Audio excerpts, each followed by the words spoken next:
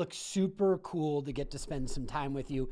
Today, I want to talk with you about two really important things. And as a business owner, I've been struggling with these things, and the odds are you probably are too. Two things. One, goal setting.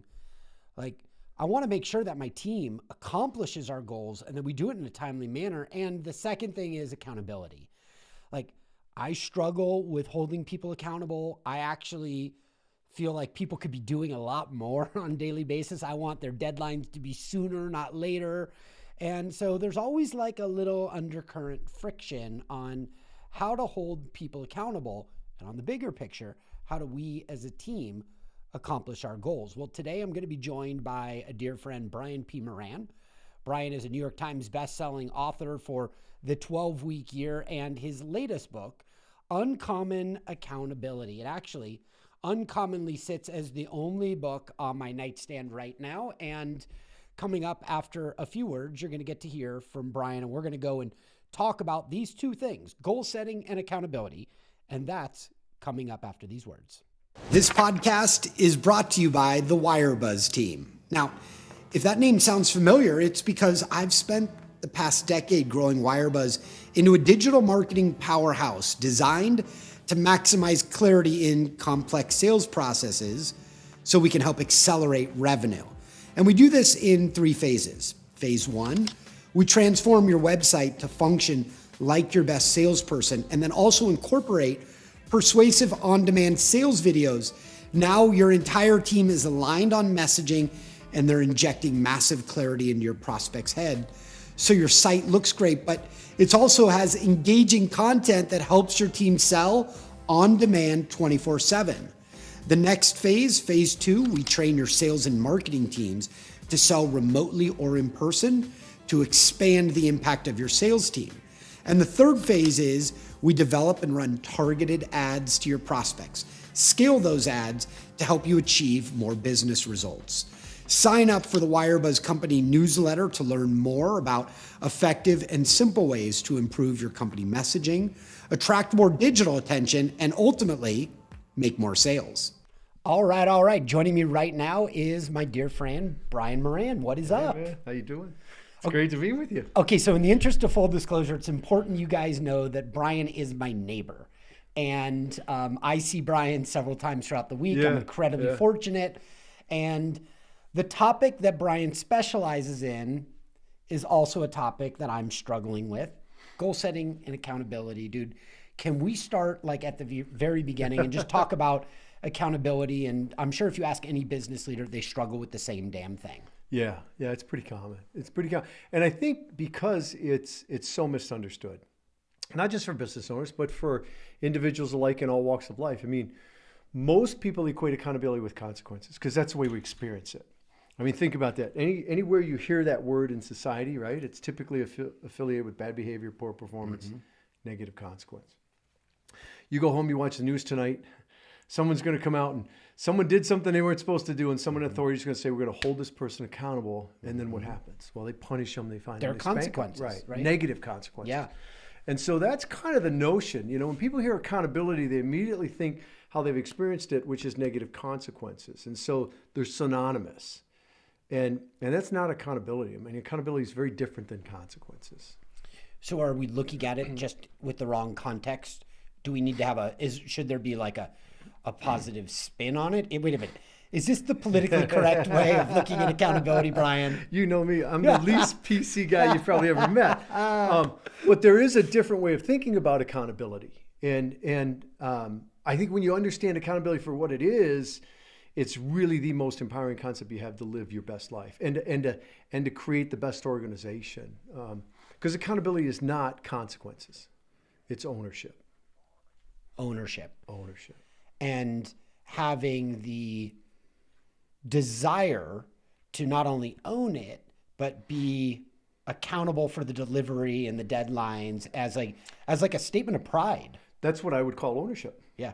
Right. It's I own this. So we work with groups. Some groups get to set their goals. Some don't. Some groups they're given their goal. And my question to the group is always, if your goal's given to you, can you take ownership of it? I think you can. I mean, I've always been had an ownership mentality for every job, but Yeah. I'm different. Well, that's the entrepreneur in you. Yeah. Yeah. So can a non-entrepreneur, a business leader, or a role player on a team take ownership if they aren't the ones, oh, I see where you're taking me right now. They need to be a part of the goal setting. Well, even if they're not, even if the goal is given to you, right? What are the choices? I can either own it or not. Now, what's the probability of me hitting it if I don't own it? Right. Right? All my energy is going to be spent on why that goal's not right for me. My territory is different. I have different situation, blah, blah, blah, blah, blah.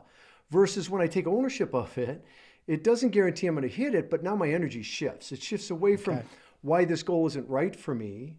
And I start to spend my energy on how I make it happen. And it's not one of these things, you got to climb to the top of Mount Crumpet and, hey, I own this thing. Right. It's just me saying, hey, this goal is mine. And I think, Todd, when you understand you don't control outcomes anyways, Right. that it makes it easier to take ownership of an outcome in that sense. Okay. So creating a culture of accountability is a big deal. Like one of the things that I stew on is the lack of accountability at times. And I'm sure I'm not like a rare snowflake. I'm sure everybody has the same thing. How does that fit into an organization, developing a culture that's like, all right, so we're going to have ownership on our goals, and each person involved is going to practice some type of uncommon accountability. Yeah. So it starts with your thinking around accountability, your understanding. If you think accountability is consequences, and as leaders, what do? We try and hold people accountable. In fact, that's what we've been taught to do. You just need to hold your team accountable. Right. Which is actually limiting the team. It's impeding their performance. Because if you think about accountability as ownership, well, what's that based on? It's based on the fact that we all have free will choice. Yep.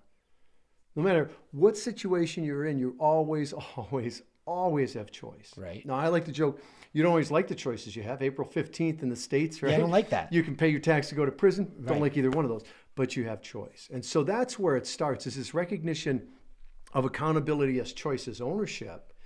And then once we start to see accountability that way, then we act differently as a leader.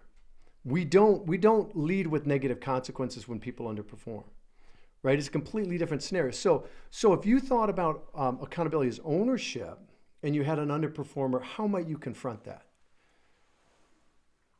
Well, I would talk about the deliverables and the deadlines, and I would keep them focused on what the as an owner, what those prosperity opportunities are being missed. Yeah. But I'm off track, aren't I? No, you're not. But here's the key. Here's the missing link for most people, is you confront with choice. Okay. They don't have to do it. Right. They only have to do it if they want to be part of your team. Right. But to assume that and not have them state that is two different things. So some people, when they start, Because by the way, I've got a lot of people that are asked to be accountable for things that they didn't choose. It was given to them that this needs to be done for the mission. but they've chosen to be part of the organization. They sure did. Yeah, and they can change that choice at any time. Right. That's the freedom you're confronting them with. Okay. Look, you don't have to work here. Doesn't make you a bad person, makes you a bad fit. But Right. if you're going to work here, these are the standards. Don't ask me to lower the standards. Right. Right? This is how you contribute. If at any point you don't like that, you don't have to work here. Right. But I'm going to confront them with the choice, because what happens is the consequences they experience are a natural outgrowth of the choices they make. Right. And I want them to understand that. Otherwise, what happens is, as a manager, I'm the bad guy. Right. I'm just mean, or I'm angry, or whatever. Right. No, I interact with you based on the choices you make. You make productive choices, guess what? I recognize you, I praise you. I celebrate you. Right. You make unproductive choices, guess what?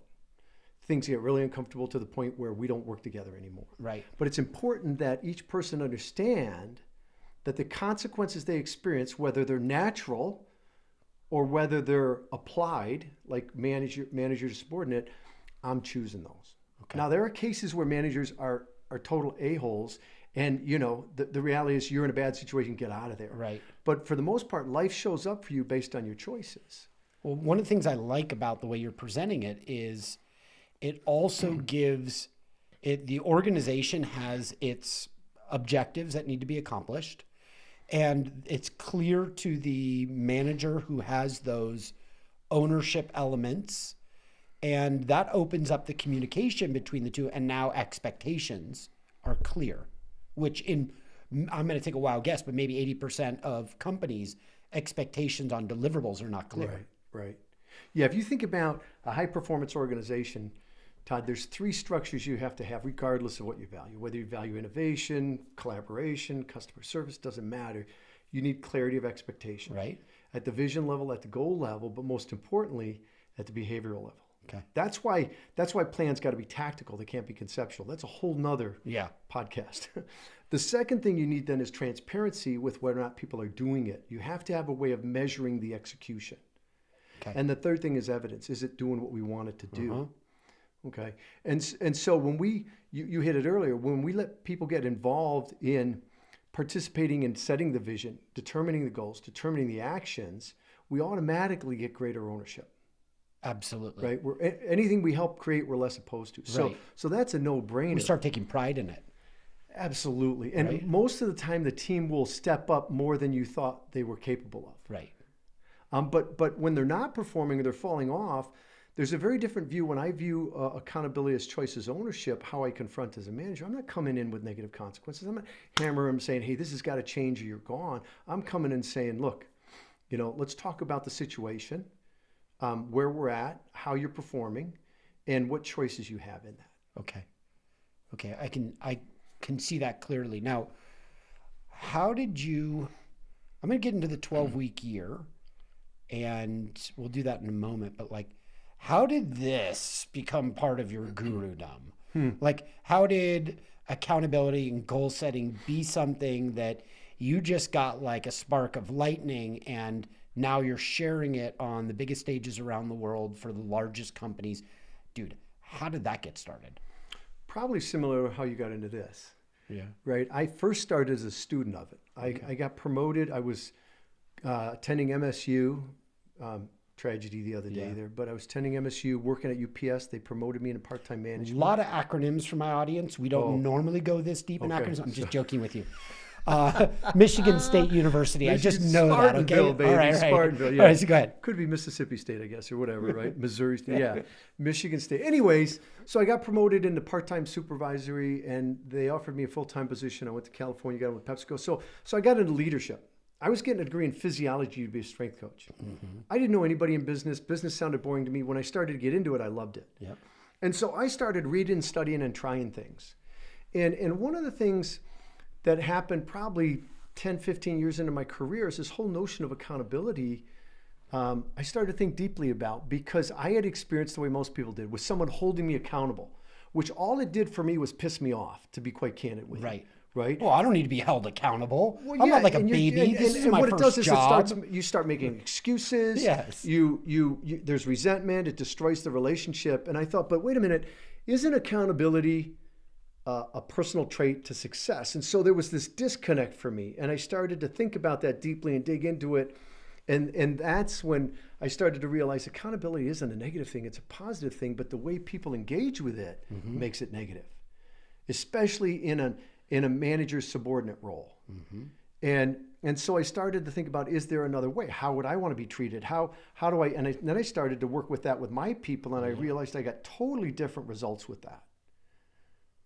So you had a game-changing observation from people that they responded differently when you just presented it as what, ownership? When I confronted them with their choices. Okay. Right? And I coached to ownership as opposed to compliance. Yep. I gotcha. Big difference. Yeah, big difference. That the compliance is like the minimum standard. The ownership is how do we excel so we all grow together. Yeah. The problem with negative consequences, and if you're a leader, write this down. You'll never get discretionary effort with negative consequences. For you spellers, I can't even spell discretionary, but you'll never get. We can that work on it. Okay, right. Good. You could. I mean, not me. I'm dyslexic. But together, let's call Wendy. We could have a committee. Okay, we could figure it out. All right. But the fact of the matter is, you get just enough to stop the consequences, which is kind of minimum performance. And that's what a lot of organizations. If you're holding your people accountable, believe it or not, no matter how great your organization is performing, that's the minimum level of performance. There's so much more they're capable of. Mm-hmm. Well, I noticed this because this last year, we've really been reconfiguring the company. I think it's an incredibly healthy thing for a company to do, to be, optimizing its process and to be recognizing the changes that are happening in the marketplace. So that really happened the last year. Yeah. And now I started to notice that there are people that are flexing talents that I wasn't utilizing before. And instead of all the pressure coming into me, Right. and me being the primary revenue driver, other people in the company became revenue drivers that had never been in that kind of position before, and they started to excel. Isn't that a great thing? That's ownership, Oh, right? yeah, that's ownership. That's ownership. But it's always, you'll get, that high performer that comes to you, that, 5% or whatever the population, Yeah. they're wired this way. The Yeah. rest of them, though, it's leader led or it doesn't happen at all. Yeah, I'm abnormally wired this way. And every company that I went for, I felt like I owned the company. Yeah. To the point where it was obvious that I probably should open up my own company, because even the leadership at the company with me didn't give an F as much as like I did. It was like, there's something wrong with me. I care more than you do, pal. Right? Something's wrong. Yeah. And I'm obsessive. Like, you know me, like weekends, my brain's thinking about how do I optimize something. Yeah, It only yeah. makes sense for me to have some ownership in there. Now, I want to talk with you about the 12-week year. But before we get into that, I noticed in the last quarter, from the end of the year last year, my team was super productive. Mm-hmm. This is exactly the time that Wendy and I listened to your book on audio when we were driving to LA. And we started laying out our goals. The next thing I know was like, we were a company all in a boat rowing the same direction for a goal. And that goal was, are you going to get time off at the end of the year if we get this crap done, right? That's right. Those are the consequences that they had to own up to. So I was like, wow, this stuff like works, And what I noticed was my organization would benefit tremendously to going into 12-week cycles instead of a full year. What is first of all, talk to me about the 12-week year, and then I'm going to peel it back a little bit. Yeah. So you're right on. That's one of the things Michael Lennington, my business partner, co-author, that's one of the things we noticed is that there were two ahas for us. The first was people didn't lack for knowledge, for strategies, for ideas, for resources. They had plenty of it. Mm-hmm. They needed to implement. And they needed to not implement based on personal discipline. They needed a system to help them execute. The second big aha was just what you said. We looked at, and at certain times of the year, everybody implemented better. Well, what was in play there? Well, there was a hard line in the sand for most of us at the end of December. And as that deadline drew nearer, right, something shifted in our thinking, which impacted our actions. All of a sudden, we're pulling out the stops, trying to get it over the finish line. And, in many cases we do, but there's a cost. Mm-hmm. We noticed there was a huge cost, a lot of stress created in that. Sometimes we sacrifice holidays and family. And we were, one of the things everyone was sacrificing wasn't even aware of was all this capacity that was left on the table earlier in the year. Because you might catch up and hit the goal, but you can't go back and recapture capacity. Right. What was lost in February or lost in April is lost and never to be found again. Right. Take your best month, multiply by 12. Right. It'll be 3, 4, 5 times what you did. Right. Okay, maybe there were some exceptions. Take your third best month. It'll still be double. That's the capacity you have without learning anything new, without changing how you go to market or your new marketing funnel or anything else. It's just about being more consistent with the stuff that really matters. Mm-hmm. So, and we were experiencing that with our clients. We were experiencing that personally. And we said, you know what? The barrier is the annual environment. Yet no one had ever questioned that. We just all did that. And you'll see companies that narrow it down to quarters and months, but it's still in the context of the annual environment. And if you think about it, in January, December looks a long way off. So it's really easy to put things off. Right. And to coast a little bit. And no big deal. Right. Right? I like to joke, it's rare you run into somebody in January and go, oh yeah, this year's really going to suck. Right? Yeah. It never happens in January. But you'll see individuals and companies that by late August, early September have given up on the year. Yeah. Right. And so we said, look, man, there's got to be a way to get out of that environment. And we came across this athletic training process called periodization. And we looked at that and we took some of the fundamental tenets of that and moved it beyond athletics to work in business and a personal, and that's where the 12-week year was born. That's so cool. What years? What are the years that you guys were starting to unravel this? A couple decades ago now. Yeah. Yeah. And so what happened was, we started working with the fundamentals of high performance in this context was 12 weeks as a year, where there aren't 4 of those in the year, Todd, right? Right. That's annualized. There's just this 12-week year followed by the next. And we started to get phenomenal results. And so what happened was we thought, okay, how do we get this story out? How do we tell this story? And so we wrote our first book. And we wrote it in 12 weeks, which is really cool, right? Because we were going to a conference. Right. And it timed out where that conference was like 13 weeks off. So we wrote this thing, short format, left out all the fluff, and then we went down to Kinko's and self-published, and we printed 100 copies. We didn't know if we would print 50 or 100. Yeah, right. Because we didn't want to bring them back, right? We didn't want to haul the boxes back. But we gambled, printed 100, sold most of them for $10, gave a few out. And the next year we sold like 100,000 copies of that book. Wow. And over the years, we sold a couple 100,000 copies. And then big publisher Wiley came along, wanted to publish it. And that's how the 12-week year exists today.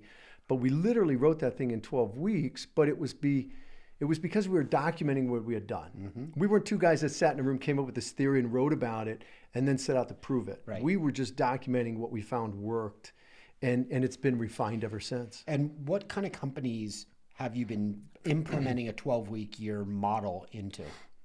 That's interesting. We've probably worked in just about every industry at every level. Any companies we would know? A lot of the financial services, Allstate, Mass Mutual, New York Life, UBS, all those guys. I mean, that was the niche we started in. We still do a ton of work there. Most of the real estate companies, people like Paycor, home builders like I can't even remember the names now. But yeah, so here's the deal. We've been international for years, okay? And now we're intergalactical. That's my big claim. Intergalactical? What does that mean? There's a company that's organizing to go to asteroids to mine them for precious metals, and they use the 12-week year. That's really cool. So we got that going for us. I don't know how many people can say that, but we can say that. You could definitely say that. So we've worked in the travel industry. I'm just thinking about, so many different You're going industries. through asteroidal expansion. There you go. That sounds painful. That's so funny. Okay, so if I implemented 12-week year into my business, what are some new paradigms that my team is going to have because we're using a 12-week methodology? Well, the 12-week year is a system, so that's the first shift, right? You're going to see components of the system that you're already applying to some degree. We want to leverage those further, but the big thing is we want to leverage it as a system because you're a systems guy. Any systems, the sum of the whole's exponentially greater than the sum of the parts. Right. And that's the key, because what the tendency is, you pick the pieces you like and you'll get some benefit. When you apply it as a system, though, it literally is a self-correcting system, meaning if you apply the different components, you get better. Mm-hmm. Every 12 weeks, you get better. It might be 10%, might be 200, 300%. Right. I don't know, but you will get better. But over time, that is the ultimate goal of an organization, is to polish and perfect. Right. Right? Right. And then the marketplace shifts and you got to start over again. So the biggest thing is the mindset around, embracing it, engaging with it as a system. Yeah. Okay. Now, if I did this in my company, which I'm like right on the fence, okay? If he's smiling. If I did this in my company, could I get you to come across the street if I gave you, if we did a recap and I told you how it worked for us? Would you be willing to cross the street? I would. And I might even bring some of my people and you can teach them your stuff. So there you go. That'd be great. That'd be great. Well, okay. So how long does it take for a company? His answer's like 12 weeks. How long does it take for a company? It's great when you know the answer before you ask the question. No doubt. How awesome am I? Awesome. Yeah, I knew that. How long does it take for a company to see results when they're implementing the 12-week? Yeah. Good question. It's all over the board, honestly. Some see amazing results in the first 12 weeks. I mean, we've had people do more in 12 weeks than they did in 12 months. Yep. That happens often. Sometimes that happens in the very first 12 weeks. Sometimes the first 12 weeks is really kind of getting your sea legs, getting the cadence of operating that way, understand, because this is a different way of operating. I mean, right from the get-go, in that we're going to focus the plan's going to be tactical, not conceptual. I mean, there's so many different elements to it that are subtle but profoundly different, that for some people it's really getting that whole methodology in place in the first 12 weeks. what happens with that, it depends on the type of business you're in. Right. Is there a long gestation period between when you take action and when it bears fruit? Because the 12-week year isn't necessarily going to shorten that for you. But what will happen is you're going to be more consistent with the action. So once the results start, they keep getting better and better and better. And this could make the sales team better and the marketing team better and whatever other teams. The admin team. Yeah, it affects every area. The only place the 12-week year isn't helpful is if you're not in control of your environment. In other words, if my job's to answer the phone, right, and all I do is transfer it, right? I don't need any skill. I can't improve my skill. You don't need a 12-week year. But if there's an area you want to improve in, whether it's your health, your relationships, your business, in any area of the business, the 12-week year works really, really well. Oh, that's cool. Well, I'm super excited to start rolling up my sleeves and implementing a 12-week year plan into our organization. I already know that it's going to impact us. The other thing I really like is whenever we've implemented a new strategy, for some reason, part of this company's ethos is we respond really quickly and get freakish results. Like, oh, that's awesome. It's just been our company Very cool. history. Yeah. So I'm excited to, not only create some impactful for results from my organization, but then come back and rave to you about how it's impacted us. My new poster child. Yeah. In the making. Right. Right. You got to put it out in the universe, right? You just watch it, because I'll get you a poster for the back of your door in your office. Todd's smiling face. Hey, from my desk right here, I can open up the window because I work out of the house, and I can see Brian and him coming and driving down the street. And often I snap photos from my desk. Yeah, it's fun. Of hey, Brian. just where you going, bro? Yeah, where are you going? I want to know. And all right, so what's coming up? I'm not the only neighbor he spies on, folks. He's got binoculars and everything. Yeah. It's bad. By the way, really it's super creepy, but everybody's got to have a hobby. What's coming up in your world? Like, what's something on the horizon that you're working on right now that you're all fired up about? Yeah, I appreciate you asking that. We are, one of the things that with the 12-week year, that's part of one of the elements called process control, is the fact that when you're going it alone, you're stacking the odds against yourself. So we talk about the studies that have been done around peer support. You're 8 times more likely to succeed with peer support than without it. And so we call that concept a WHAM, or weekly accountability meeting. And most people, I like the acronym. Yeah, most people would Weekly cringe. accountability meeting, WHAM. Right. Most people would cringe if it was holding each other accountable, Right. but that's not the deal, right? It's creating ownership and confronting the reality. But for years, we've had people ask us, well, who can I WHAM with and what? So we're kicking off a global WHAM with the next 30 days that's where, fun. People from around the world will tap in. We'll run it for 20, 30 minutes every Monday, and a little mentoring once a month along with it. We're super excited about it. Yeah, that's cool. Yeah. When people get an opportunity to get to work with you one-on-one or to work with you in a group setting, and they've gone through the book and now they're involved in a community that's using it, like, that takes it to a whole nother level. Yeah, it's powerful. It's powerful. And we got a great community like yours, right? They're givers. They're all dedicated to living their best life and having an impact. So it's great. Isn't it interesting when you are coaching people that are already in this canaille mentality of constant and never ending improvement? It's a whole different group of people instead of the person who's like lethargic and they're totally fine growing their midsection, but not up here. Yeah, that's right. Right? Expanding, but not in the right ways. Yeah, Right. Yeah, exactly. Well, he's Brian Moran. For more information, you can go to the 12weekyear.com. That's 12weekyear.com. And Brian, I look forward to having you back, talk to you about the results that my team's going to have. And anyway, thank you so much for braving the street to come over here and do an interview with me. In the sunny weather. It was tough. It was really real tough. Cool, thank you so much, Brian, for joining Thanks, us. Todd. And for those of you, please remember to hit the subscribe button, and we will look forward to connecting with you on the next episode of the Toddcast. Yo, that was a powerful episode. And from what we just learned, it should be obvious how you can now implement these lessons in your life to get to the next level. Now, before you bounce, I just have 3 quick thoughts. First, thank you for taking me on your incredible life journey. Second, if you receive some value from me and you want to pay it forward, it would mean the world to me if you left an honest rating and review at Apple Podcasts, Spotify, or wherever you listen. I'd be incredibly grateful. And lastly, if you share this episode, whether it be a screenshot or a photo from where you're listening, anything via Instagram stories or LinkedIn, Facebook, or any of the social media sites, just tag me and the guest. I'll repost your content and I'll reply back in the comments because I love mixing it up. In fact, I'd love to share your shout outs in my feed too.